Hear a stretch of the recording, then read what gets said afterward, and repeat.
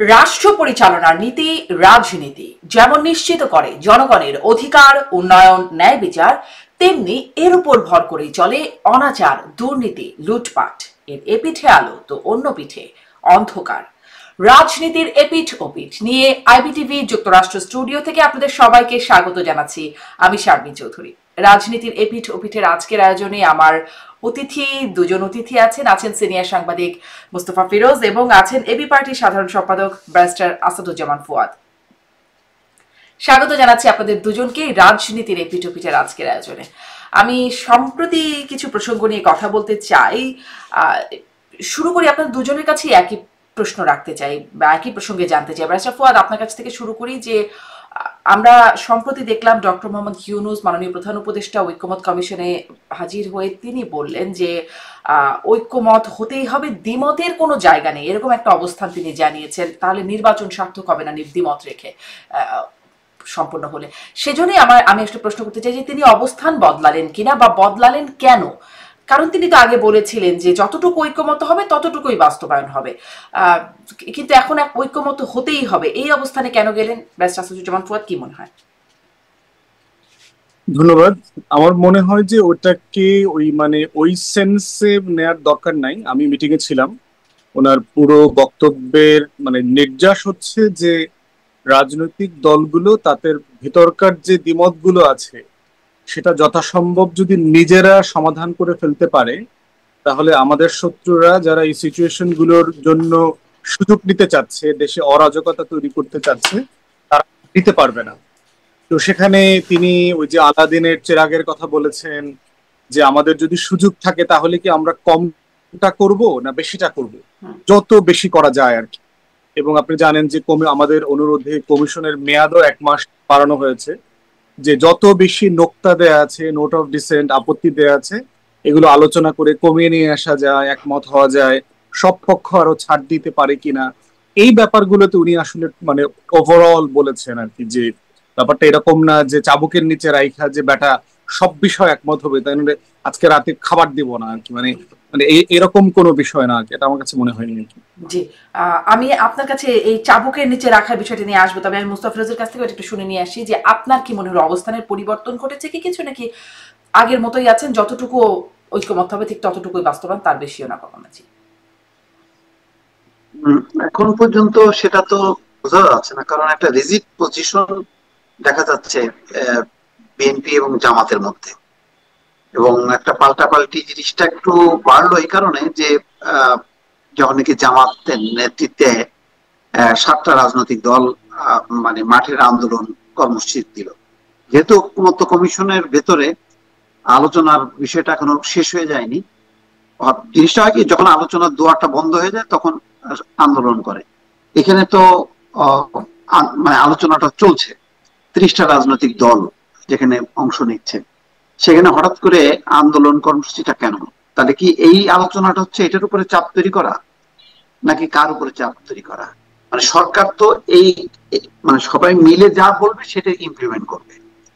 তো সবাই মিলে বসলে এক অংশ থাকবে রাজপথে, আর এক অংশ থাকবে ভেতরে, এটা কেন? তাহলে বিএনপিও কি এরকম এক অংশ বাইরে থাকবে আর এক অংশ ভেতরে থাকবে?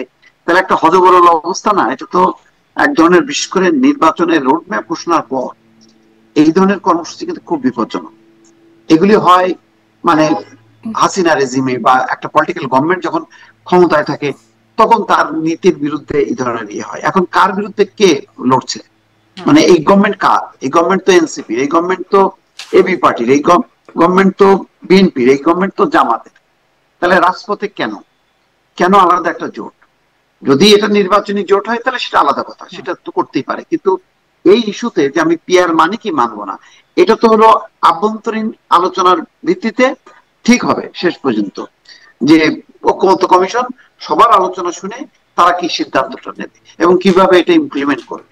কিন্তু তার আগে আমি আন্দোলন কর্মসূচি দিয়ে আমি বের হয়ে আসলাম, তাহলে জিনিসটা কি দাঁড়াচ্ছে? তাহলে জিনিসটা তো একটু জটিল আকার ধারণ করো। তার ঐক্যমতের জায়গাটা ঠিক যে আমরা আলাপ আলোচনা করেই সমাধান করব, বিষয়টা তা না। আমাকে আমার দাবিটা পূরণ করতেই হবে, এর কোনো পথ নেই। দেয়ালে বলে না, দেয়ালে পিঠ থেকে গেলে তখন মানুষ এই ধরনের কর্মসূচি করে। তো অনেকটা সেরকমই অবস্থাটা তৈরি হওয়াতে আমার কাছে মনে হচ্ছে বিষয়টা এখন বেশ জটিল। কারণ ডক্টর মোহাম্মদ ইউনূস আজকে কিন্তু একটা কথা বলছেন, তাও কি বিদেশি ডেলিগেটদের সামনে বলছেন যে এখনো কোন কোন মহল নির্বাচন ঠেকানোর চেষ্টা করছে, কিন্তু আমরা ঠেকবো না, আমরা ঘোষিত সময়ের মধ্যেই নির্বাচনটা করব।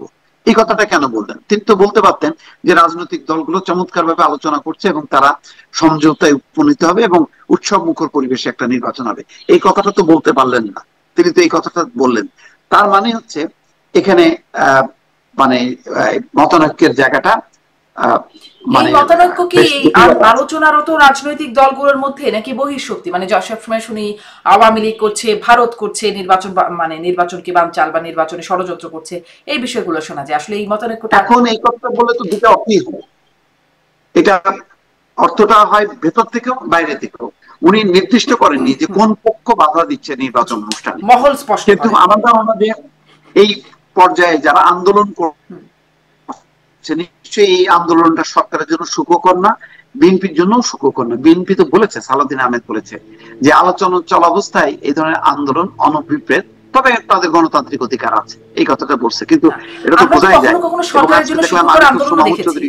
মোস্তফা ফিরোজ, একটু আমি ব্যারিস্টার ফুয়াদ থেকে যাচ্ছিলাম, কিন্তু এই প্রশ্নটা চলে আসলো, সরকারের জন্য সুখকর বা সরকার যেমনটি যে আপনাদের নানান জনের বিশ্লেষণে অন্ততপক্ষে যেটা উঠে এসেছে, যে যেমন সরকারের আওয়ামী লীগকে নিষিদ্ধ করার যখন মানে আওয়ামী লীগকে নিষিদ্ধ করার একটা সিদ্ধান্ত হলো, চাপ প্রয়োগ করলো, সাথে সাথে নিষিদ্ধ করলো, মনে হলো যে একটা যোগসাজশ হলো। অনেকের বিশ্লেষণ ছিল এরকম যে সরকার চেয়েছে, মাঠের আন্দোলন হয়েছে এবং সেটি বাস্তবায়ন হয়েছে, সুখকর আন্দোলন। এটি যে সুখকর না, এটি আমরা কিভাবে নিশ্চিতভাবে বলতে পারি, মানে বর্তমানে আন্দোলন যেটি?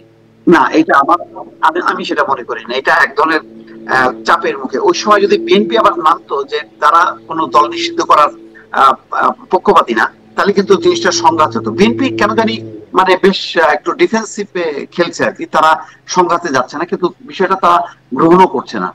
আমি যেটা মনে করি যে এটার একটা আন্তর্জাতিক ঝুঁকি আছে, কারণ বাংলাদেশের নির্বাচন তো শুধু বাংলাদেশের না, এর সাথে একটা বৈশ্বিক বিষয় জড়িত আছে, যার কারণে আজকে দেখেন ইউরোপীয় ইউনিয়ন দৌড়ঝাঁপ করছে। কেন কালকে জামাতের সাথে বসলো, আজকে কেন বসলো? কেন এই পশ্চিমা দেশগুলো দৌড়দৌড়ি করছে, তাদের মধ্যে অনেক রকম শঙ্কা তৈরি হচ্ছে এই নির্বাচনকে ঘিরে। সামনে কারা ক্ষমতা আসছে, তাদের পলিসিটা কি হবে, সেটা কতখানি তাদের পশ্চিমা দেশের যে গণতান্ত্রিক যে মডেল আছে সেই মডেলের সাথে সামঞ্জস্যপূর্ণ হবে কি হবে না, তারা হয়তো বুঝতে চাচ্ছে। এর ফলে তাদের মধ্যে একটা উদ্বেগও আছে। কারণ আপনি কোন রাজনৈতিক দলকে যদি নিষিদ্ধ করেন আন্তর্জাতিকভাবে, এটা কিন্তু একটা যদি প্রশ্ন হয়, তাহলে কিন্তু সবচেয়ে বিব্রতকর অবস্থার মধ্যে পড়বে কিন্তু ডক্টর মোহাম্মদ ইউনূস, যার মূল বেসটা কিন্তু পশ্চিমা বিশ্ব। সেই পশ্চিমা বিশ্বটা কি এটা অ্যালাউ করবে কিনা? কারণ তারা তো জাতিসংঘের একটা রিপোর্টে আমার মনে আছে যে তারা গণহত্যার একটা বিস্তারিত বিবরণ দিয়ে বলছে যে গণহত্যায় যারা জড়িত শুধু তাদের বিচার হবে, কিন্তু কোনো দলকে বিচার করা যাবে না। তো এই সুপারিশটা কি ডক্টর মোহাম্মদ ইউনূস জানেন না? জানেন। এখন উনার আমলেই যদি উনি এটা ইমপ্লিমেন্ট করেন, তখন আন্তর্জাতিক মহলের কাছে উনি কি জবাবদিহি করবেন? সেই কারণে দেখেন বিএনপিও একটা বিব্রতকর অবস্থার মধ্যে বলছে যে কোন দলকে যদি নিষিদ্ধ করতে চান তাহলে এটা আইনের আশ্রয় নেন, আইনে কি বলে আদালতে যান, কিন্তু নির্বাহী আদেশে যাতে এটা না হয়। তো আবারও সেই প্রশ্ন, কোন দলকে নিষিদ্ধ করবেন না, ডক্টর মোহাম্মদ ইউনূসও তো এই কথাটা বলেছিলেন। এজন্য প্রশ্নটা করলাম যে ডক্টর মোহাম্মদ ইউনূস আগেও বলেছিলেন কোনো দলকে নিষিদ্ধ করা হবে না, কিন্তু ওই চাপ, যেটি আসলে চাপ কিনা সুখকর চাপ, সেটি প্রশ্ন করছিলাম, সেই চাপের মুখে নিষিদ্ধ করে দিলেন। এখন আবার আরেকটা চাপ, আমি আবার একটু আসবো, কিন্তু ব্যারিস্টার ফুয়াদের কাছে আমি ব্যারিস্টার ফুয়াদ যেটি বলছিলেন যে এমন না ডক্টর মোহাম্মদ ইউনূসের বার্তাটা যে চাবুকের নিচে রেখে বলা হচ্ছে এখনই ঐক্যমত্যে আয় বা এখনই মানতে হবে, তাছাড়া আলোচনায় না মানলে চাবুকের নিচে চলে আসতে হবে, বিষয়টা এরকম না। কিন্তু চাবুকের নিয়ে আসার চেষ্টা কি আসলে রাজনৈতিক পক্ষগুলোর মধ্যে হচ্ছে কিনা? মোস্তফা ফিরোজ যেটি বলছিলেন যে জামাত রাজপথে আন্দোলন করছে এবং আন্দোলন কি বিক্ষোভ করছে, সেজন্য মানে জামাত কি এখন চাবুকের নিচে আনতে চায় আলোচনার টেবিল থেকে রাজপথে গিয়ে? দেখেন, রাজনৈতিক দলগুলোর সাথে আমার আনুষ্ঠানিক মিটিং কথাবার্তা বলে এটা কখনো মনে হয় নাই যে তারা আসলে ফেব্রুয়ারির নির্বাচন চায় না, অথবা নির্বাচনে অংশগ্রহণ করবে না, অথবা কোনোভাবে পিছিয়ে দেবার চেষ্টা করতেছে, এইটা মনে হয় নাই। বাট যেটা মনে হয়েছে সেটা হচ্ছে সবার তো নিজস্ব রাজনীতি আছে, সবাই তো চাইবে তার ভোট বাড়ানোর জন্য, তার সিট বাড়ানোর জন্য আপনাদের মনে থাকার কথা যে ঐকমত্য কমিশন গঠিত হবে, সেটা তো গত বছর ডিসেম্বরে ঘোষণা দেওয়া হয়েছিল। তারপরে কি বিএনপি বড় বড় সমাবেশ মহাসমাবেশ করে নাই? বিএনপির অ্যাক্টিং চেয়ারম্যান কি ডেডলাইন দেয় নাই যে নির্বাচনের দিন তারিখ ঘোষণা করতে হবে? করেছে তো। এটা কেন করেছে? তার পলিটিক্স। একটা রাজনৈতিক দল নির্বাচন চাইতে পারে, 1000 বার চাইতে পারে, কোনো সমস্যা নাই। এখন এই জন্য এখন একই রকম ভাবে কি ব্যারিস্টার ফুয়াদ, একই রকম ভাবে কি? কারণ আমি প্রশ্নটা এই জন্য করছি, নির্বাচন চাইছে সরকারের কাছে এই জন্য দাবি নিয়ে তারা সমাবেশ করছে, কিন্তু এখানে বিক্ষোভ করছে জামাত এবং ইসলামী আন্দোলনগুলো। বিক্ষোভ কার, মানে বিক্ষোভ তো ক্ষোভের প্রকাশ। এই ক্ষোভটা কার বিরুদ্ধে দেখাচ্ছে? সরকারের বিরুদ্ধে। চাপটা কাকে দিচ্ছে? বিএনপি যেমন সরকারকে চাপ দিচ্ছিল নির্বাচন আদায়ের জন্য, এই চাপটা কাকে দিচ্ছে? জামাত এবং ইসলামী দলগুলো। রাজনীতির স্বার্থ কার কার উপরে থাকে? একটা হচ্ছে রাষ্ট্রকে কন্টিনিউয়াসলি বলা যে আপনারা যেভাবে দাবি দাওয়াগুলোকে, রাজনৈতিক মতামতগুলোকে হালকা করে দেখছেন, অথবা কমিশনে যান, কমিশনে গিয়ে নিজেরা আলাপ করে নেন, নিজেরা কোনো দায়িত্ব নিচ্ছেন না, এটা একটা বক্তব্য দেওয়া তাদের পক্ষ থেকে যে আমরা চাই আপনারাও ডিসাইসিভলি এখানে রোল প্লে করেন, ভূমিকা নেন। আবার দ্বিতীয়ত হচ্ছে ইকুয়ালি পলিটিক্যাল পার্টিগুলোকেও চাপ দেয়া যে আসলে একটা কনসেনসাসে আসা, যেখানে যেখানে ছাড় দেওয়ার সুযোগ আছে সেখানে সেখানে ছাড় দেয়া। এবং সেই জায়গাতে আমার মনে হয় যে এটা দেবার মধ্যে কোনো মানে রাজনীতির ফ্রেমের যতক্ষণে মধ্যে থাকবে, যতক্ষণ পর্যন্ত যেখানে যেখানে চাপ দেওয়ার মানে ছাড় দেওয়ার সুযোগ আছে সেখানে সেখানে ছাড় দাও, বিষয়টা তো তা না। সুনির্দিষ্ট 5টা দাবি, তার মধ্যে উল্লেখযোগ্য হচ্ছে পিআর, জাতীয় পার্টি নিষিদ্ধ করা, এইরকম কয়েকটা, মানে যেখানে যেখানে ছাড় দেওয়ার সুযোগ আছে সেখানে সেখানে তো না, তাই না? সুনির্দিষ্ট 5টা জায়গা যেটা দিতে হবে। বললাম ভিতরে যে যেখানে ছাড় দেবে, এই 5টার ভিতরে সবাই তো সব জায়গায় ছাড় দেবে না। যেখানে যেখানে যার ছাড় দেবার সুযোগ আছে, এবং এই ছাড় দেওয়ানোর জন্য সরকার কিভাবে কাকে নেগোসিয়েট করবে, কার সাথে কোন শর্তে, ব্যাকএন্ডে তো অনেক নেগোসিয়েশন হয় যে ভাই আপনি এটা মেনে নেন, আপনি এটা মেনে নেন, আপনি এটা মানলে আপনার লাভ, আপনি এটা মানলে দেশের লাভ। এই নেগোসিয়েশন গুলো সরকারকে তো ব্যাকএন্ডে কোনো না কোনো ফর্মে করতে হয়। তাহলে সেটা করবার জন্য তো সরকারকে মনে করিয়ে দেয়া যে ভাই আপনারা আপনাদের দায়িত্ব পালন করেন। আমি ইন প্রিন্সিপাল এই কর্মসূচিগুলোর মধ্যে আমি কোনো সমস্যা দেখি না। বিষয় হচ্ছে যারা কর্মসূচি দিচ্ছেন তারা সতর্ক আছেন কিনা সাফিসিয়েন্টলি যে এই কর্মসূচির আড়ালে যেই যেই অরাজকতা তৈরি করবার চেষ্টা যারা যারা করছেন তারা কোনো সুযোগ নেবেন কিনা, এইটা হলো গুরুত্বপূর্ণ বিষয়। এবং এই সীমানাটা মাথায় রাখা, কারণ দেখবেন যে এরকম এই দাবিগুলোর অনেকগুলোর সাথে কিন্তু আমরা এবি পার্টিও একমত, কিন্তু আমরা তো কর্মসূচিতে যাচ্ছি না। আমরা প্রেস ব্রিফিং করব, টকশোতে মতামত তৈরি করব, সরকারের সাথে বসবো, কথা বলবো, কমিশনে যাব, বিএনপির সাথে দ্বিমত করব, ইনডোরে করব, আউটডোরে করব, যেই যেই ফর্মে কথা বলার সুযোগ আছে আমরা করছি এবং আমরা করব। এখন প্রশ্ন হচ্ছে, এবং আপনার সত্ত্বেও তো এই বিষয়গুলো নিয়ে আমি নিজেও অনেকবার কথা বলেছি, যে এর কোনো ইস্যুটা এমন ইস্যু না যেটা নিয়ে গত 1 বছর আমরা কথা বলিনি, বলছি। কিন্তু যারা ওই কর্মসূচি দিয়েছেন এটা তার তো রাজনীতি। যেভাবে আপনার মনে থাকার কথা, ফিরোজ ভাইয়ের সাথে এই ব্যাপারে আমার অনেক কথা হয়েছে, নির্বাচনের দিন তারিখ নিয়ে আমাদের তো ব্লাড প্রেশার পারে নাই। আমরা তো শুরু থেকে বলছি ভাই অন্তর্বর্তীকালীন সরকার ডিসেম্বর 25 থেকে জুনের 26-এ নির্বাচনের দিন তারিখ একটা দিবে, যেদিন দিবে সেই দিনই আমি সই, আমার সাথে কোনো সমস্যা নাই। কিন্তু অনেক দলের ব্লাড প্রেশার হাই হয়ে গেছে না, 250-300-তে শুট আপ করছে। এখন এক একটা বিষয়তে এক একজনের ব্লাড প্রেশার হাই হয়ে যায়। আমাদের 2 বিষয়ে আমরা খুবই কুল আছি। আমার ব্লাড প্রেশার, আমাদের দলের প্রেশার 80-120-এ আছে। নির্বাচনের দিন তারিখ ঘোষণার আগেও তাই ছিল, এখনো তাই আছে। গতকালকে পরশু 3টে ইসলামী দল তাদের কর্মসূচি দেবার পরেও আমাদের ব্লাড প্রেশার একই জায়গাতে আছে, মোটেও বারে কমে নাই।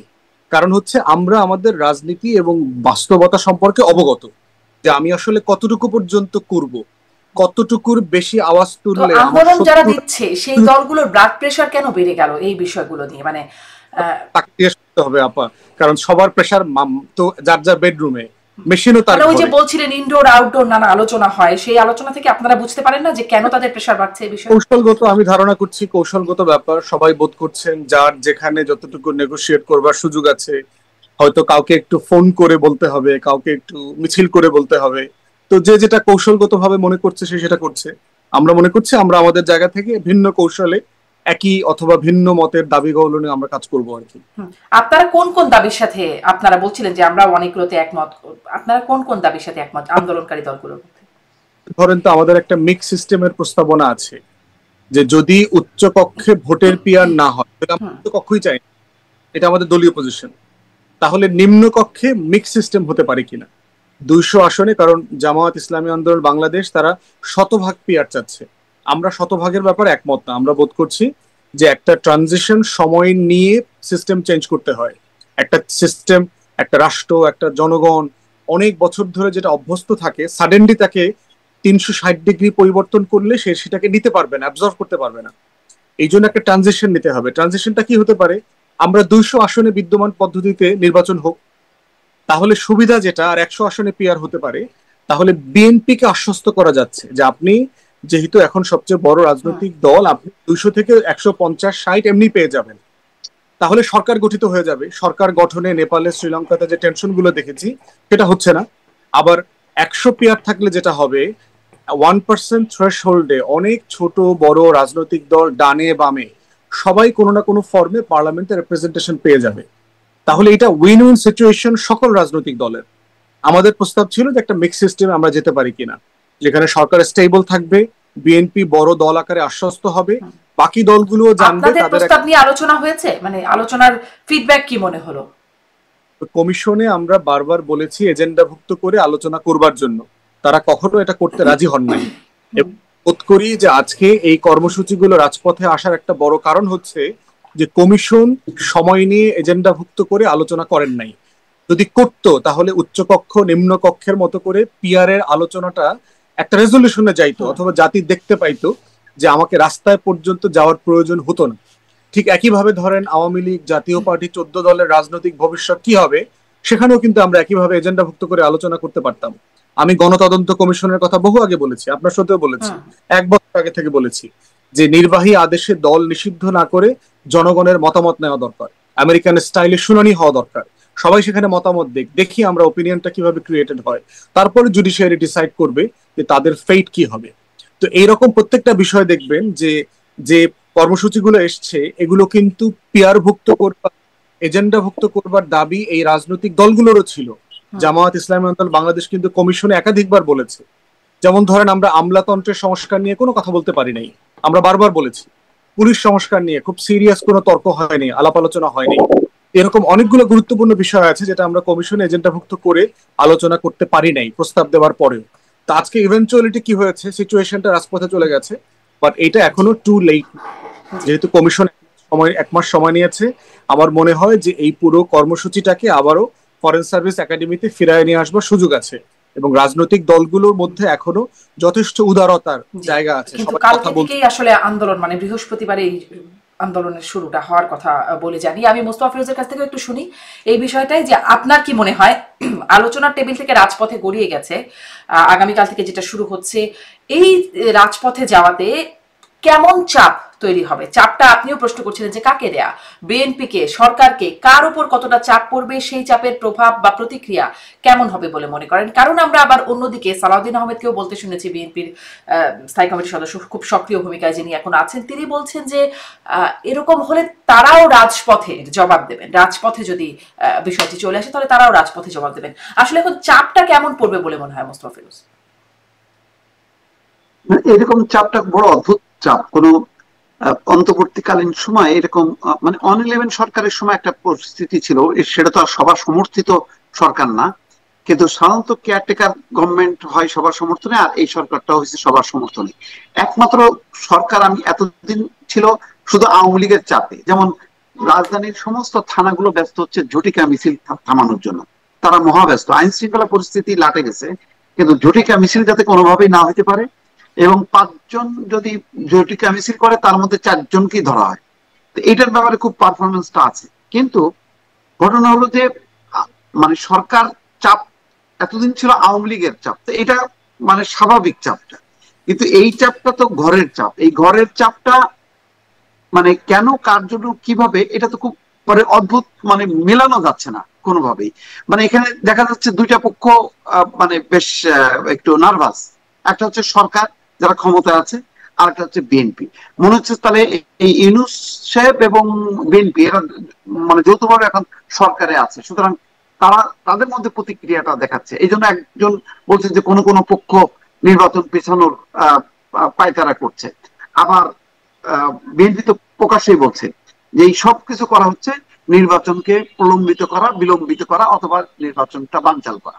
তাহলে এই তাহলে মনে হচ্ছে যে এই আন্দোলনটা যেমন বিএনপির সাথে, বিএনপির বিরুদ্ধে, তেমনি সরকারের বিরুদ্ধে।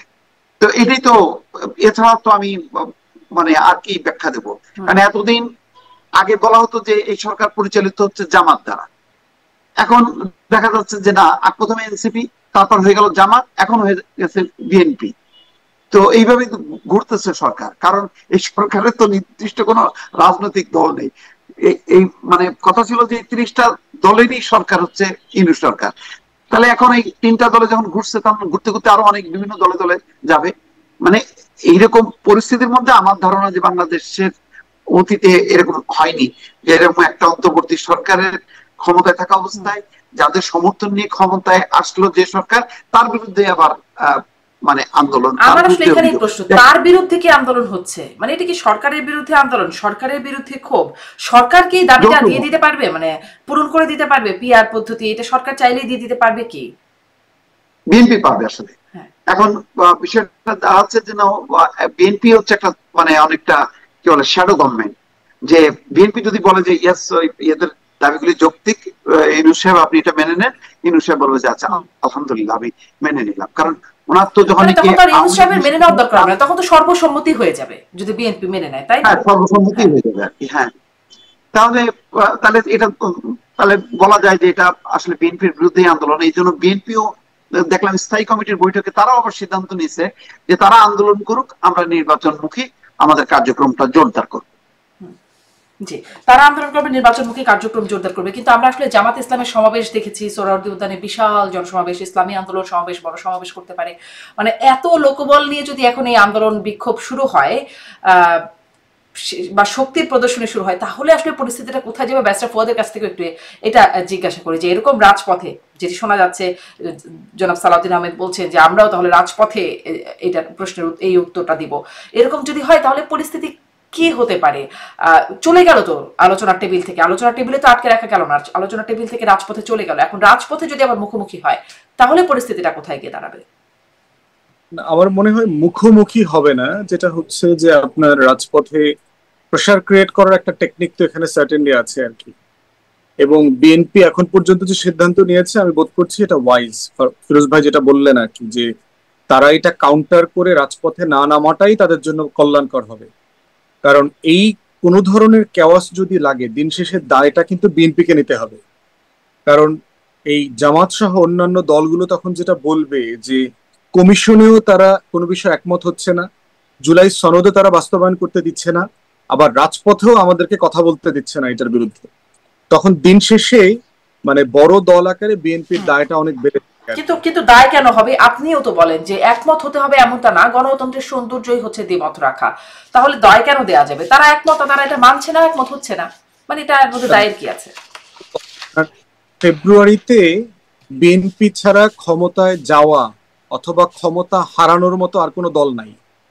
অতএব ফেব্রুয়ারি মাসে কারো যদি কিছু হারানোর থাকে এবং কারো যদি আসলে বোটা দাগে কিছু পাবার থাকে, সেটা বিএনপির।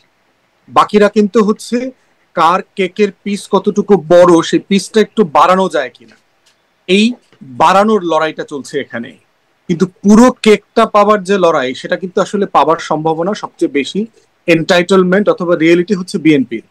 তাই বিএনপি একটা রিস্ক ফ্যাক্টরে আছে, চাইলে ক্ষমতায় যেতে পারবে, সে চাইলে ক্ষমতা হারাইতেও পারবে। দুইটা রিয়েলিটির মাঝখানে বিএনপি রয়ে গেছে। এই জন্য বিএনপির দায়টা একটু বেশি, যে তাকে অত্যন্ত মানে সচেতন ভাবে, অত্যন্ত কৌশলে এগুলোকে রিয়াক্ট করতে হবে।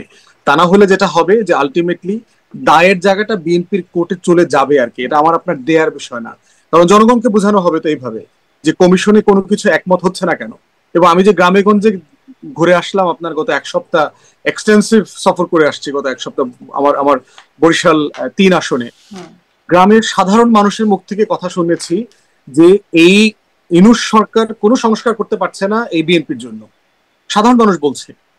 এখন প্রশ্ন হচ্ছে এইটা কি আসলে সত্য মিথ্যার বিষয় না, বিষয়টা হচ্ছে পারসেপশন। কিন্তু ব্যারিস্টার ফুয়াদ, বিএনপি আবার শুনে আসে গ্রামের মানুষের কাছ থেকে, বিএনপির সাথে যখন কথা হয় কারোর সাথে, তারা আবার বলে আমরা দেশে দেশে মানুষের দ্বারে দ্বারে যাচ্ছি, আমরা শুনে আসছি যে মানুষ নির্বাচন চায়, মানুষ চায় যা হবে সেটি নির্বাচিত সরকার এসে যেই সংস্কার করতে হবে সেটি বাস্তবায়ন নির্বাচিত সরকার করবে।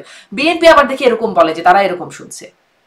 ভাই 20 কোটি মানুষের দেশ তো, ওই আমার সাথে যার দেখা হয় তার সাথে তো আবার তাদের দেখা হয় না। এখন কত মানুষ, কতজনের মত। আবার বাঙালিও তো ধরেন নগদে বিকাশে খাওয়া সোনার বাংলার মানুষ না, আমারে দেখলে একরকম বলে, আবার আপনারা দেখলে একরকম বলবে, ফিরোজ ভাইরে দেখলে আরেক রকম বলবে, সবাইরই সে খুশি রাখে। এখন বাট পারসেপশন বললাম আর কি, যে এইটা কিছু কিছু জনগণের মধ্যে এই পারসেপশনটা আছে আর কি। এই পারসেপশনটা সত্য মিথ্যার বিষয় না। যখন দলগুলো এরকম 2টা 3টা 4টা দল যখন একসাথে হয়ে এটা কন্টিনিউয়াসলি বলা শুরু করবে, তখন কিন্তু এটা একটা মানে অর্গানাইজড মানে রিয়েলিটিতে পরিণত হবে, যে হ্যাঁ এটা আসলে সত্য, দেশের মানুষ এভাবে বিশ্বাস করা শুরু করেছে। এবং দেখেন জাকসুর নির্বাচনে কিন্তু আমরা দেখেছি যে অর্গানাইজড ক্যাম্পেইন ওয়ার্ক করে, পারসেপশনকে মানে রিয়েলিটিতে প্রমাণ করে ফেলা হয়েছে। অতএব এটা সম্ভব, এটাকে কোনোভাবে ছোট করে দেখবার সুযোগ নাই। বাট আমরা বোধ করছি বিএনপি বড় দল আকারে তার এখানে সর্বোচ্চ কৌশলী এবং ছাড় দিয়ে যতটুকু সম্ভব দলের ঊর্ধ্বে উঠে একটা ন্যাশনাল ইন্টারেস্টের জায়গায় আসা দরকার। সবাইকে সর্বোচ্চ ছাড় দিয়ে এই কাজটা করা দরকার। এবং গণ অভ্যুত্থানের সবাইকে যদি আপনি ইকুয়ালি অ্যাকনলেজ করেন যে সবাই পক্ষ, সবাই গুরুত্বপূর্ণ পক্ষ, সবাই আগামী ফেব্রুয়ারি ক্ষমতার অংশীদার কোনো না কোনো ফর্মে, এই জায়গায় যেতে পারলে আপনার দেখবেন যে নেগোসিয়েশনটা ইজি হয়ে যাবে। এবং সেটা পলিটিক্যাল পার্টিস গুলোর মধ্যেই করতে হবে, এবং এটা করা সম্ভব। নেগোসিয়েশনের মধ্যে আসলে কার কেকের পিসটা কত বড় সেটিও নির্ধারণ হয়ে যাবে নেগোসিয়েশনের মাধ্যমে। আমি জনাব মোস্তাফিজ আপনার কাছে একটু শুনতে চাই যে এই জাকসু নির্বাচনের পর নিঃসন্দেহে জামাত শিবির মনে করতেই পারে যে তাদের একটা বড় শক্তির জায়গা আছে, এবং হয়তো মনেও করছে, তাদের কথার টোনেও সেটা বোঝা যাচ্ছে যে এটা পিআর এখন হতেই হবে, একদম প্রত্যয়যুক্ত কথাবার্তা বলছেন জামাতের নেতারা, বা তারা এখন রাজপথে আন্দোলনে যাচ্ছেন, তাদের সাথে জোট করতে যাওয়ার সম্ভাবনাময় ইসলামী দলগুলো। এবং সেদিন দেখছিলাম একটা টকশোতে শিশির মনির, জামাতের আইনজীবী, তিনি বলছিলেন যে শুধু ইসলামী দলগুলোই নয়, সামনে এনসিপি যাবে, গণ অধিকার পরিষদের মতো এরকম আরো কিছু দল যাবে, মানে আরো সম্পৃক্ততা দল এর মধ্যে থাকতে পারে বলে এটি জানা যাচ্ছে। আবার তাদের তো রাস্তা, আমি যেটি বলছিলাম, সোহরাওয়ার্দী উদ্যান সহ বিভিন্ন জায়গায় জনসমাবেশে দেখা গেছে যে জনসমাবেশ করলে তারা প্রচুর লোক সমাগম করতে পারে। এই যে নানান যে দিক, নানান শক্তির জায়গা, এটি আসলে আপনার কাছে এই প্রশ্নটি করছিলাম, আবারও করি, বিএনপির উপর কেমন চাপ তৈরি হবে বলে আপনি মনে করছেন? যদি বলি কত নাম্বার বিপদ সংকেত বিএনপির জন্য? বিএনপি আস্তে আস্তে একটু বিপদটা টের পাচ্ছে, এটা সত্য। কারণ জাকসু নির্বাচনে দীর্ঘদিন থেকে যে পরিকল্পিতভাবে জামাত শিবির কাজ করেছে তার ফলটা তারা পেয়েছে। নতুবা দেখেন, এত বড় গণ অভ্যুত্থানের পর যারা অভ্যুত্থানের নেতা, যারা সরকারে ঢুকলো, তাদের কিন্তু কোনো অস্তিত্বই নেই। এবং এখন ওই তাদের কি ছাত্র সংসদ না কি নাম যেন, সেটা বিলুপ্ত করার সিদ্ধান্ত নিচ্ছে তারা। তাহলে পরিস্থিতিটা বোঝেন, এটা আসলে ম্যাটার করে না। ম্যাটার দেখেন, এর আগের ডাকসুতে ছিল ছাত্র অধিকার পরিষদ নতুন, এই এতে তো নামই নাই, তাদের নাম নাই, উড়ে চলে গেছে। তার মানে আসলে আলটিমেটলি রাজনীতি যেটা, সেটাই আসলে টেকসই হয়, বাকিগুলি কিন্তু কোনো টেকসই না। যেমন নুরও নাই এখন, কিন্তু ওই যে নাহিদ সার্জিসদের দলেরও খবর নেই, এগুলি উড়ে গেছে, রাজনীতিটা টিকে আছে। তবে এটা সত্য যে জাকসু এটাই যে একেবারে এটার দ্বারা মানুষ প্রভাবিত হয়, এটা মনে করার কারণ নেই। কারণ এখন কিন্তু তাই যদি প্রভাবিত হতো, তাহলে চট্টগ্রামে কিন্তু ছাত্রদেরকে এইভাবে পিটানিটা দিত না আশেপাশে গ্রামবাসীরা, তাদের কিন্তু মানে আগলায় রাখতো। তার মানে ছাত্রদের ওই ভাবমূর্তিটা মানুষের কাছে নাই। মানুষ বরং ছাত্রদের গত 1 বছরের কর্মকাণ্ড দেখে বরং খুবই বিরূপ এবং নেতিবাচক একটা মনোভাব তাদের মধ্যে জন্ম নিয়েছে।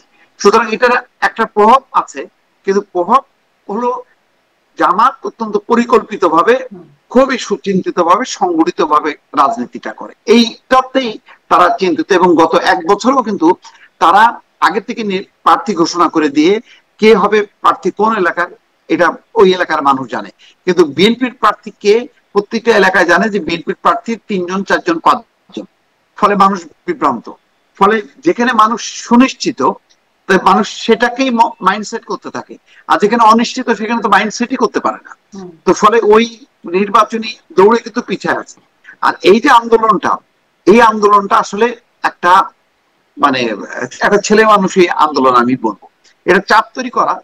কিন্তু মূল লক্ষ্যটা কিন্তু হচ্ছে আসলে নির্বাচনী বৈতরণীটা পার হওয়া। কারণ বাংলাদেশের ইতিহাস হচ্ছে, যে দল আন্দোলন করে দাবি আদায় করতে পারে তারাই নির্বাচনে জয়যুক্ত হয়। তো জামাত কিন্তু এখন মানে ঠিক এই ইউনূস সরকার তার প্রতিপক্ষ না, বিএনপিও ওই অর্থে প্রতিপক্ষ না, তবুও এমন একটা আন্দোলন একটা মানে ভাব তুলছে যে আমরা আন্দোলন করলাম, আচ্ছা ঠিক আছে, নিম্ন কক্ষে পাইলে আপনি উচ্চ কক্ষে পিয়ার পাইলাম, এটাই আমাদের আন্দোলন বিজয়, এবং আমরা ক্ষমতায় গেলে পুরোটাই আমরা দাবিটা আদায় করব, এই ভাব দিয়ে তারা নির্বাচনটাও মানে সামনে জয়যুক্ত হতে চায়। আমার ধারণা যে চূড়ান্ত লক্ষ্যটা কিন্তু এটা, কারণ এই আন্দোলনের আগে আপনি গণমাধ্যমগুলো সার্চ করেন, এই নির্বাচনী জোট হচ্ছে ইসলামী আন্দোলন, জামাতে ইসলাম, মজলিস, খেলাফত, এইগুলি নিয়ে কিন্তু মানে অলরেডি আলোচনা হচ্ছিল।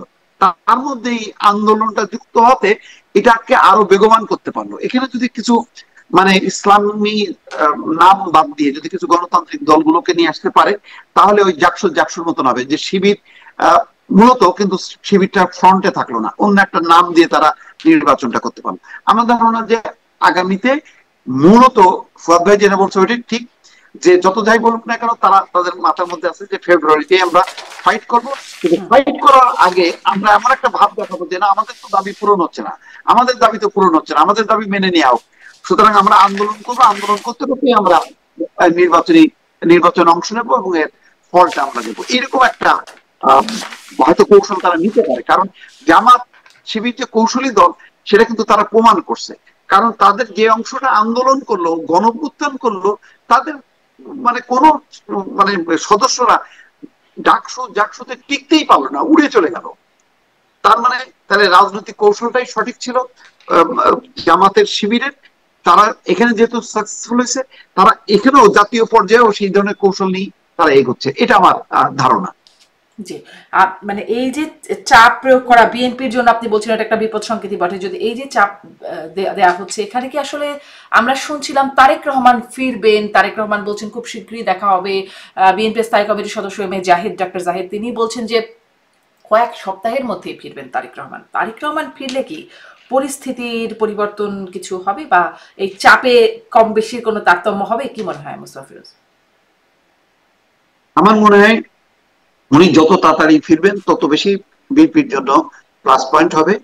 তাদের মূল সমস্যাটা তাদের জনপ্রিয়তা তো মানে কোনো কমতি নেই, কিন্তু তারা ওই যে মানুষ বিভ্রান্ত যে আসলে সামনের নেতাকে, তাদের সেই নেতা কোথায়, সেই নেতাকে খুঁজে পাচ্ছে না এখনো পর্যন্ত, 1 বছরের বেশি হয়ে গেল, তারা সামনাসামনি দেখতে পারছে না।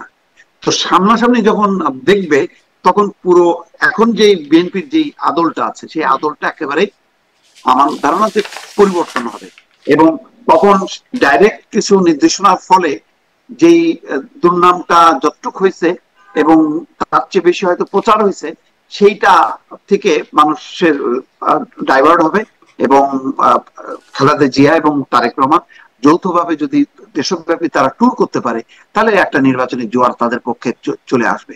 কিন্তু মানে সময় যত যাচ্ছে তত বেশি কিন্তু পিছায় পড়তেছে বিএনপি, আমার ধারণা। জি, এর মধ্যে মানে দ্রুত কেন আসছেন না এই প্রশ্নটা বহুবার করা হয়েছে, আর তারপরে আপনার কাছে রইল আমি আসবো, কিন্তু আমি ব্যাসটা ফুয়াদের কাছ থেকে এই প্রসঙ্গটি জানতে চাই যে তারেক রহমান শিগগিরই ফিরছেন, কয়েক সপ্তাহের মধ্যে ফিরছেন, ফিরলে পরিস্থিতিতে কেমন প্রভাব পড়বে বা কেমন পরিবর্তন আসবে? দেখেন, তারেক রহমানের দেশে ফেরাটা তো একটা যৌক্তিক প্রত্যাশা। বিএনপি যারা করেন তাদের নেতা বহু বছর থেকে বাহিরে আছেন, আবার বেগম খালেদা জিয়াও অসুস্থ, দলের দিতে পারছেন না, কিন্তু এটাও তো সত্য যে তারেক রহমানের উপরে জীবনের হুমকি আছে আসলে। এবং সুব্রত বাইনের গ্রেফতার হওয়ার পরে রিমান্ডের তথ্যগুলো দিয়েছে, সেটা তো আসলে মানে শিহরিত হবার মতো, যে লন্ডনে থাকা অবস্থায়ও তাকে মানে এখনো অ্যাসাসিন করবার জন্য অ্যাটেম্প নেওয়া হচ্ছে, বারবার এরকম ঘটনা আশঙ্কা আসছে।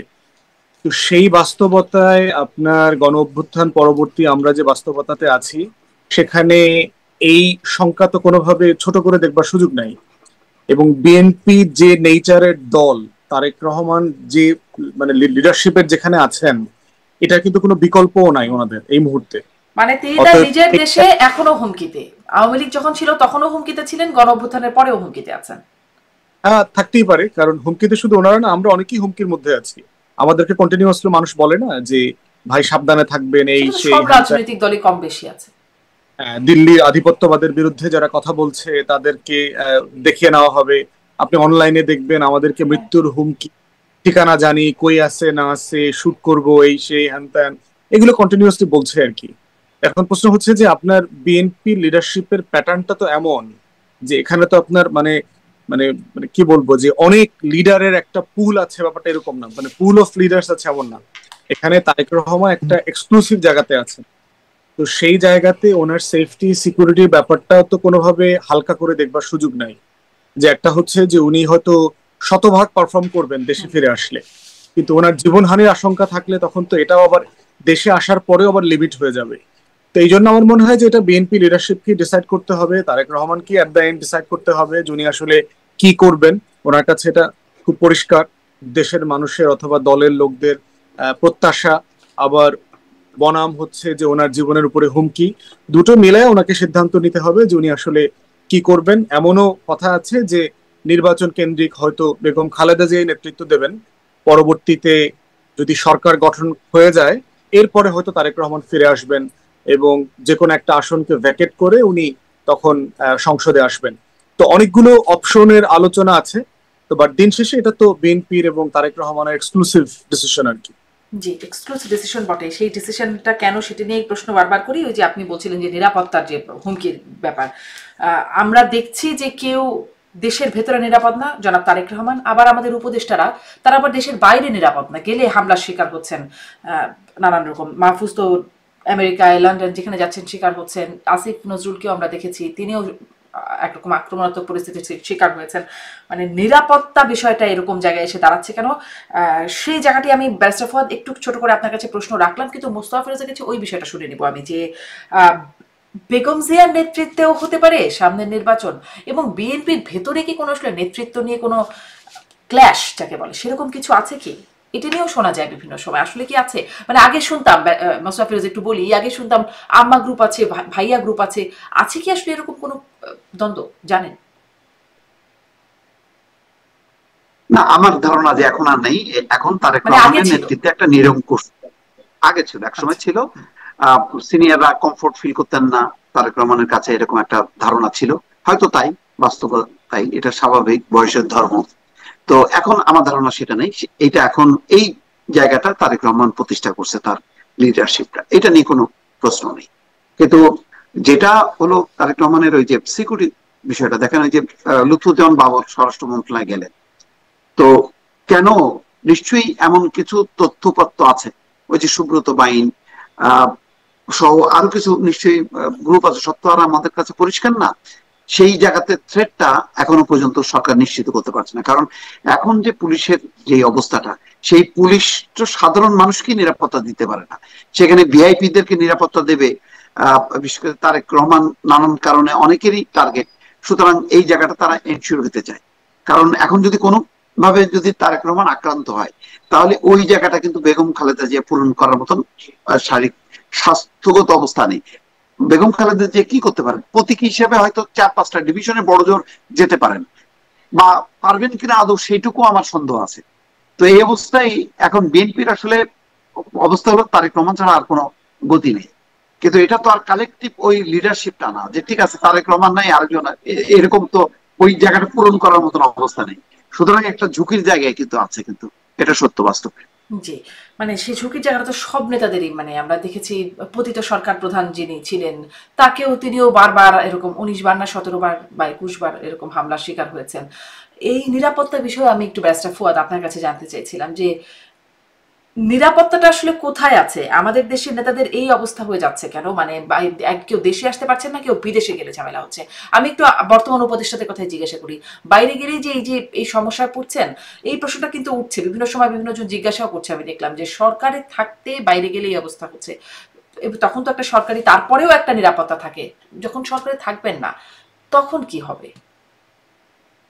দেখেন, এইটা তো আমাদের রাষ্ট্রের যে টক্সিক পলিটিক্যাল কালচার এবং এই যে মানে একটা দূষিত রাজনৈতিক পরিবেশের ভিতরে আমাদের ছেলেমেয়েরা বড় হয়, সে যখন বিদেশে যায় সে তো একটা ছোট্ট বাংলাদেশ মাথার মধ্যে করে নিয়ে যায়। এই জন্য দেখবেন যে আমরা যখন বিদেশে যাই চিৎকার করেই কথা বলি, জোরে কথা বলি, আমরা বাংলাদেশে যেভাবে কথা বলি। আমরা যখন খাইতে বসি আমরা কিন্তু গাদা গাদা ভাত আপুস গুপুস করে খাই, দেখবেন ওখানে ওইভাবে খাই। তারপরে দেখবেন আমরা যখন হাঁটি এখানে সেখানে ময়লা ফালানোর খাইসলত দেখবেন মানে অনেক চেষ্টা করলেও দেখবেন মানে মনের ভুলেই কলার ছোলাটা ডান দিকে বাম দিকে চলে যায়, রাস্তায় চলে যায়, বিনটা চোখে পড়ে না। তো তারপর দেখবেন আমরা যখন বাইরে যাই আমরা ডাইরেকশন দেখে ম্যাপ দেখে পথ চলতে অভ্যস্ত না। আমরা দেখবেন যে গাড়িতে যখন উঠে বসি, বাইরে থেকে বাংলাদেশ থেকে যখন আসে, আমার মনে আছে আমরা সবসময় পিছনের সিটটাতে গিয়ে বসতাম, কারণ যিনি গাড়ি চালায় তাকে সবাইকে শুধু ড্রাইভ। এখন আপনি হয়তো ড্রাইভার, কিন্তু আপনি তো আমেরিকান সেন্সে বাংলাদেশি সেন্সে ড্রাইভার না আর কি। তো এই কালচারাল যে একটা রিয়ালিটির ভিতরে আমরা বড় হই, এই সমস্যাগুলো আমরা ওখানে নিয়ে, তারপরে হচ্ছে রাজনৈতিক দলগুলো এই সমস্যাগুলো পোষে। দেখবেন যে পৃথিবীর অনেক দেশ আছে, যেমন ধরুন ইন্ডিয়ারও দেখবেন তার কোনো শাখা সংগঠন আপনি ইয়েতে পাবেন না, বিদেশে পাবেন না। পাকিস্তানের দেখবেন কোন রাজনৈতিক দলের শাখা সংগঠন নাই, বাংলাদেশের আছে 2 দলেরই, এবং ছোটখাটো দলেরও আছে। এবং এই ছোটখাটো দলগুলো যেটা করে, সে যেহেতু একটা ছোট্ট বাংলাদেশ মাথায় করে ওখানে বিমানে করে নিয়ে গেছে, সে ওখানে গিয়ে ওই বাংলাদেশের রাজনীতিটা করে। লন্ডনে টাওয়ার হ্যামলেটসে বসে করে, নিউ ইয়র্কে জ্যাকসন হাইটে গিয়ে করে, রোমে, মিলানে, প্যারিসের বিভিন্ন জায়গায় জায়গায় রেস্টুরেন্টে বাঙালি পাড়াতে একত্রিত হয়ে সে একটা ছোট্ট বাংলাদেশ ভাবে। এবং পাশের দোকানদারের মালিক হচ্ছে আওয়ামী লীগ, এই মালিক হচ্ছে জামাত, ওই মালিক হচ্ছে বিএনপি, অমুক কম্পিউটারে হইলো সে যাইতে পারবে, অমুক কম্পিউটারের দোকানে সে যাবে না। এই যে টক্সিক রিয়ালিটির ভিতরে আমরা বড় হয়েছি, এটা হলো এটার একটা দীর্ঘমেয়াদী আপনার ট্রমা, এটা আমাদের মধ্যে রয়ে গেছে আর কি। তো যতদিন পর্যন্ত রাজনৈতিক দলগুলো এটা নিয়ে অ্যাড্রেস না করবে যে তার দলের নেতা কর্মীরা বাহিরে কিভাবে আচরণ করবে করবে না, নির্বাচন কমিশন তো বলে দিয়েছে যে বাহিরে কোনো রাজনৈতিক শাখা থাকবে না, যেটার সাথে আমরা একমত যে আসলে কোনো শাখা উচিত না, সবাই বাংলাদেশি আকারে থাকবে, দল আকারে থাকবে না। এখন দেখবেন আমেরিকাতে আপনার এই যে দেখবেন যে আমেরিকান বাংলাদেশি যারা আছে তারা হলো বিএনপি আমেরিকান, তারা আওয়ামী আমেরিকান, জাতীয় পার্টি আমেরিকান, শুধু বাংলাদেশি নাই দেখবেন। ইংল্যান্ড ও ইউরোপে একই অবস্থা দেখে আসছি আর কি। সো এই টক্সিক রিয়ালিটিতে আমরা একসময় জাস্টিফিকেশন খুঁজি, সে যেহেতু আমার নেত্রীকে এখানে অপমান করছে তো তাকে আমি লন্ডনে যাওয়ার পরে জুতা মারবো, সে যেহেতু আমার নেতাকে এখানে মিথ্যা মামলা দিছে আমি তাকে দেখলে ওইখানে জড়ায়া ধরবো, তার টাই ধরে টান দিব, তার আটকাবো, গায়ে হাত তুলবো।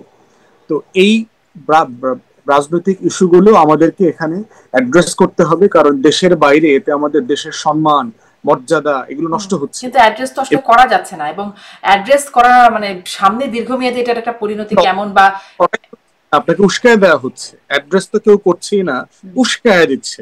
শেখ হাসিনার বক্তব্য শুনলে দেখবেন একরকম, এর আগে আমরা বিভিন্ন দলের এরকম নেতাদের বক্তব্য শুনেছি, ব্রাসেলসে গিয়ে ওরে আটকাও, ব্রাসেলসে ওরে জুতা মারতে হবে, ডিম মারতে হবে।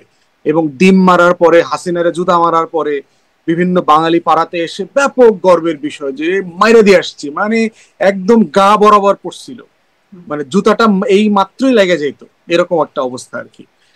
এই যে উস্কানি দেয় আমাদের, মানে বন্ধ করা তো দূরের কথা, রাজনৈতিক দল এই খাইসলতটাকে বাঁচায় রাখতেছে, কারণ এই বাঁচায় রাখার মধ্যেই হলো তার বিজনেস, তার পুঁজি, তার ব্যবসা, তার বিদেশে প্রবাসীদের কাছ থেকে টাকা অর্জন করা, বুলেট প্রুফ গাড়ি নেওয়া, ধান্দা ফান্দা করা, এগুলো রয়ে গেছে। তো সে কেন চায় না হোক? জি, আমি একটু মোস্তাফিজ আপনার কাছ থেকে শুনতে চাই, দেশে নিরাপদ নন তারেক রহমান আর বিদেশি নিরাপদ নন আমাদের বর্তমান উপদেষ্টা যারা আছেন, বিশেষ করে মাহফুজকে আমরা সবসময় দেখছি বাইরে গেলেই এরকম একটা হামলার শিকার হচ্ছেন, বা আমি আরো আসিফ নজরুলের কথা বলছিলাম। এইরকম পরিস্থিতির পরিবর্তন কিভাবে হবে বা হবে কিনা? এটা কি মানে খুব মানে অস্বাভাবিক। আজকে পররাষ্ট্র উপদেষ্টা কি বলছেন যে এই যে 4 জন রাজনীতিককে নিয়ে যাচ্ছেন ডক্টর মোহাম্মদ ইউনূস 21 তারিখে জাতিসংঘে, বলছেন যে সেখানে এটা বিক্ষোভ হবে, এটা স্বাভাবিক, এটা ঠেকানো সম্ভব না। তবে তিনি বলছেন যে তিনি নিউ ইয়র্ক পুলিশকে বলবেন এবং তারা চেষ্টা করবেন। ক্ষোভ বিক্ষোভ এই ধরনের প্রতিবাদ পশ্চিমা বিশ্বে এটা স্বাভাবিক ব্যাপার, ওদের দেশের রাজনীতিকরাও এগুলি ফেস করে। তো আমাদের দেশে এই রাজনীতিকরা এটা ফেস করবেন না কেন? দেখেন, তবে এটা ঠিক, যেহেতু তারা জুলাই অভ্যুত্থানের নেতৃত্ব দিয়েছেন, তাদের ব্যাপারে আওয়ামী লীগের একটা ক্ষোভ আছে। আওয়ামী লীগ সারা ইউরোপে, বিশ্বে বিশেষ করে খুবই শক্তিশালী তাদের সাংগঠনিক অবস্থা, এবং তারা যেহেতু ওই দেশের নাগরিকত্ব আছে, ফলে ওরা একটা সুরক্ষিত জায়গা থেকে তারা ক্ষোভ বিক্ষোভ করতে পারে। দেখেন লন্ডনে করছে, মার্চে কই পুলিশ তো কাউকে অ্যারেস্ট করেনি। এইটুক বিক্ষোভ, হ্যাঁ, যদি কোনো মারণাস্ত্র নিয়ে তারা ঝাঁপায় পড়ে তখন পুলিশ সেটাকে করবে, এছাড়া তারা করবে, অথবা গায়ে যদি আঘাত করে তখন। লন্ডন হাই কমিশন বলছে যে ডিম ছোড়া হয়েছে সেটা খালি গাড়িতে পড়ছে, এখানে মাহফুজ আলম ওই গাড়িতে ছিল না, এবং আওয়ামী লীগের সংখ্যা ছিল 18। এটার একটা বিকল্প হইতে পারতো। এনসিপি তো সারা দেশে বিদেশে তাদের সমর্থকরা আছে, তো তাদেরকে প্রোটেকশনের জন্য ওই এনসিপি নেতা কর্মীদেরও পাল্টা সমাবেশ করতো। আমরা বিএনপি আওয়ামী লীগের ক্ষেত্রে কি দেখি, আওয়ামী লীগের যখন হয় তখন বিএনপিরা আসে, আবার বিএনপি যখন হয় আওয়ামী লীগের আসে, পাল্টাপাল্টি একটা হয়, পুলিশ মাঝখানে দাঁড়ায়। তো ওই অবস্থাটা না হয়তো এনসিপি অর্জন করতে পারেনি বলে এরকম অবস্থার মধ্যে পড়ছে। কিন্তু বিক্ষোভের যে মাত্রাটা বা এইটা কিন্তু খুব যে একেবারে মানে ভয়ঙ্কর ব্যাপার হয়ে গেছে এটা কিন্তু মনে হচ্ছে না। তারপর হাইকমিশন তো বলছেই যে এই ডিমটা পড়ছে হচ্ছে খালি গাড়িতে। হ্যাঁ, এটা ওইখানে মানে দেশের বাইরে তো এর চেয়ে বেশি খুব ভয়ঙ্কর মাত্রায় করাও সম্ভব না, ওখানে নিরাপত্তা বা আইনি ব্যবস্থা সুরক্ষা যেরকম থাকে। এক্স্যাক্টলি, যারা বিক্ষোভ করতেছে তারাও জানে যে কতটুকু পর্যন্ত তারা যাইতে পারবে আর কতটুকু পর্যন্ত যেতে পারবে না। যদিও নিউ ইয়র্কের কনসুলেটে তারা ওই গ্লাস টাস ভাঙচুর করছে এবং এই জন্য ওখানকার কনসুলেট সিদ্ধান্ত নিচ্ছে যে তাদের ব্যাপারে মামলা করবে, এটা বাড়াবাড়ি করছে। আর আমাদের এমনি তো মানে আমাদের এই মাত্রা জ্ঞানটা তো আমাদের নাই, আমাদের দেশের নাগরিকদের যে কোনটা অপরাধ হবে আর কোনটা অপরাধ হবে না, আমি কতটুকু পর্যন্ত বিক্ষোভ করতে পারবো এই মাত্রাটা নেই। তবে এগুলি যেটা হয় কি সামগ্রিকভাবে, এটা আগেও যেমন এখনো তেমন, বাইরে যখন এই ঘটনাগুলি ঘটে তখন কে স্বৈরাচার কে মানে গণতান্ত্রিক এটা তো বিবেচনা হয় না। তখন এটা তারা খারাপ ভাবে দেখে যে এটা কি ধরনের যে একটা দেশের আসলো, সেই দেশেরই কমিউনিটি এই ধরনের বিক্ষোভ করতেছে, এটা তারা অবাক হয়, কিন্তু এটা তারা আশ্চর্য হয় না, কারণ তাদের দেশেও এই ধরনের ঘটনায় তারা অভ্যস্ত। জি, কিন্তু আসলে প্রশ্নটা এখানে যে রাজনৈতিক দল, আপনি বলছিলেন যে মানে আওয়ামী লীগ গেলে বিএনপি সেখানে বিক্ষোভ করতে পারে, সাথে আওয়ামী লীগও পাল্টা থাকে, বা বিএনপির কেউ গেলে সেখানে বিএনপিরও পাল্টা থাকে বিক্ষোভকে প্রতিরোধ করার জন্য বা একটা পাল্টাপাল্টির জন্য। কিন্তু এই যারা আছেন গণঅভ্যুত্থানের নেতৃত্ব, তাদের জন্য কেউ থাকছেন না, বা এই উপদেষ্টারা যারা আছেন তাদের জন্য যে কেউ থাকছেন না, তাদের তাহলে সামনে এক্সিট প্ল্যান কি কিছু বিশেষ তারা ভাবছেন? এটাই নিয়ে তো তারা উদ্বেগ। নাহিদ ইসলাম কি বলছে যে মানে তারা আতঙ্কিত, সে তার যে মানে পোস্টে এই ঘটনার উপরে যে ধরনের পোস্ট দিছে তাতে তো মনে হচ্ছে যে মানে মাহফুজ আলমের উপরে অস্ত্র নিয়ে কেউ ঝাঁপায় পড়ছে বা গুলি করার চেষ্টা করছে, কোন রকমে বেঁচে গেছে। এবং এখন এর পরবর্তী পর্যায়ে তাদের কি হবে যখন নাকি এই সরকার থাকবে না, এই জন্য সরকারের উপর তারা ক্ষোভ প্রকাশ করছে। এবং এটা এনসিপির যারা নেতা কর্মী আছে আসলে এটা তাদের জন্য খুবই বিপজ্জনক হবে, কারণ তাদের পাশে তো আসলে ওই অর্থে জামাত বা বিএনপি দাঁড়াচ্ছে না যে তাদের প্রোটেকশনের জন্য, তাদের নিজেদেরও সেই শক্তিটা নেই। এটা দিন যত যাবে এনসিপি যেহেতু একটা পতনমুখ একটা অবস্থা তৈরি হয়েছে তাদের, এটা মানে তারা আবার পুনরুজ্জীবন হবে এরকম কোন এখনো আলামত দেখা যাচ্ছে না, বরং প্রতিদিনই দেখছি পদত্যাগের হিড়িক। তো সুতরাং দিন শেষে বিদেশে মানে দেশে এবং বিদেশে সব জায়গায় এই নেতাদের জন্য, জুলাই অভ্যুত্থানের এই নেতাদের জন্য একটা ঝুঁকি কিন্তু এটা বাড়ছে, এটা সত্য। এটা একটা ঝুঁকির জায়গা দেখছেন যে তাদের পাশে আসলে কেউ নাই, অন্যান্য দলগুলো নিজেদের পাশে নিজেরা থাকছে, কিন্তু এই নেতৃত্বদের পাশে, গণঅভ্যুত্থান নেতৃত্বদের পাশে কেউ নাই। সামনে আরো অনেক প্রসঙ্গ আসবে। আসলে ব্যারিস্টার ফুয়াদ যেমনটি বলছেন, চাবুকের মুখে পড়ে কিনা বা কত নম্বর বিপদ সংকেত আসে, সেই বিষয়গুলো নিশ্চয়ই দেখবো আমরা, এবং আমরা সামনে আরো কথা বলবো। 1 মাসে ঐক্যমত কমিশনও বা কোন দিকে যায় সেই বিষয়গুলো নিয়েও কথা হবে। অনেক ধন্যবাদ, আজকের মতো শেষ করি। ধন্যবাদ ব্যারিস্টার ফুয়াদ, অনেক ধন্যবাদ মোস্তফা ফিরোজ, আপনাদের দুজনকেই ধন্যবাদ। দর্শক এতক্ষণ সাথে থাকবার জন্য আজকের মতো বিদায় নিচ্ছি আইবিটিভি ইউএস এর নিয়মিত আয়োজন রাজনীতির এপিঠ ওপিঠ থেকে।